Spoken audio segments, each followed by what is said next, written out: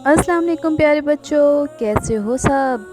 आज का सबक उर्दू कायदा सफ़ा नंबर 5। लाम अलिफ ला जीम लाज। लाम अलिफ ला लाम लाल। लाम अलिफ ला फे लाफ।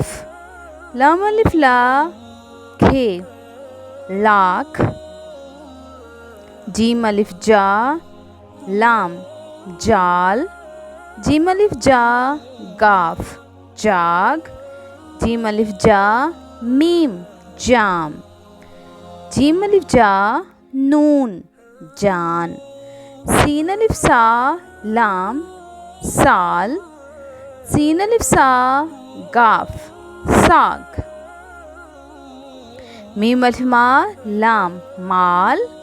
मीम अलिफ मा नून मान। मीम अलिफ मा रे मार। मीम अलिफ मा सीन मास। फे अलिफा लाम फाल। काफ अलिफ का लाम काल।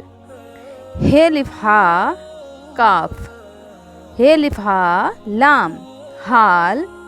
ये अलिफ या दाल याद। ये अलिफ या सीन यास। हे अलिफ हा रे हार।